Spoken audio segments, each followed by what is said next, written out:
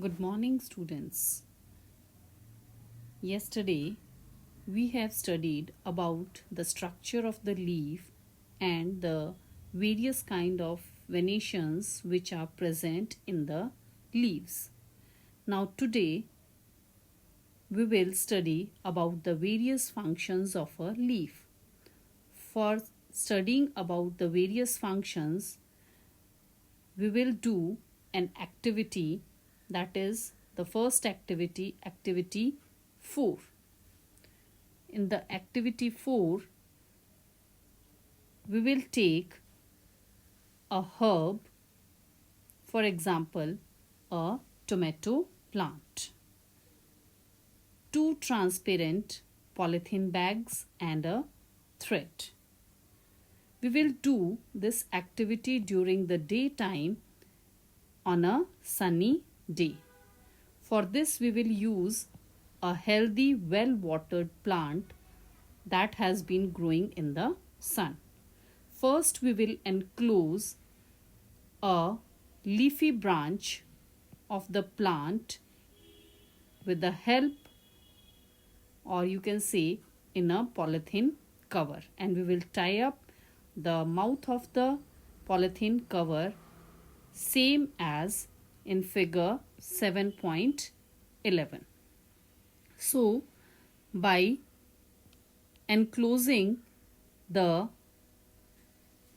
leafy branch with the help of the transparent polythene, we will see that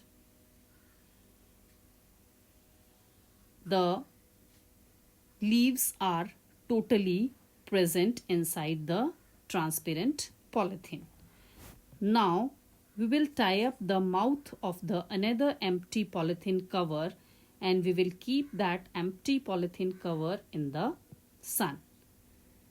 After few hours, we will observe the inner surface of both the polythene covers.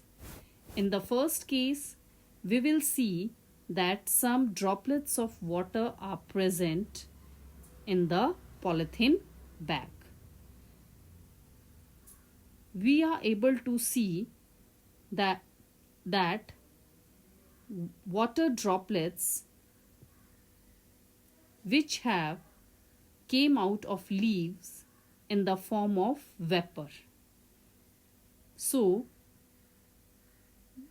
this process by which water comes out of leaves in the form of vapor is called transpiration. With the help of this process, the plants release a lot of water into the air and helps in regulating the temperature of the atmosphere. So this is one of the important functions of the leaf. In the second case, or in the second polythene bag, we are not able to see any kind of vapors. So we can say that the leaves, they release water in the atmosphere in the form of water vapor. Now, for studying the another function of leaves, we will do one more activity, that is, for that activity we require a leaf, a spirit, a beaker, a test tube, burner, water, a watch glass and iodine solution. For this, first we will take the leaf in the test tube and we will pour the spirit to completely immerse the leaf into the, that is, spirit. You can see the setup of the activity in figure 7.12. Then we will place the test tube in a beaker which is half filled with water. Now we will heat the beaker till the whole of the green color of the leaf comes out into the spirit which is present in the test tube.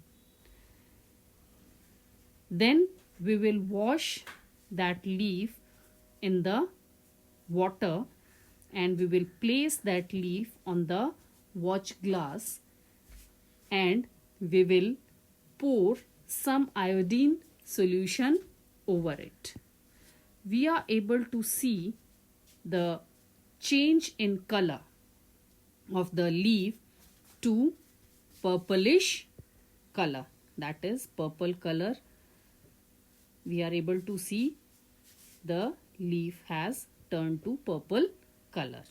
So this kind of activity already we have done in chapter 2 when we have tested the presence of different nutrients in different food items. When we have taken a slice of raw potato and we have put again the iodine solution on it, the same color we saw. So that showed that the presence of starch in the raw potato. So the potatoes got this starch from their leaves and they have stored in the potatoes. So finally we can say that leaves prepare their food in the presence of sunlight and a green colored substance which is present in them, and that is called the chlorophyll.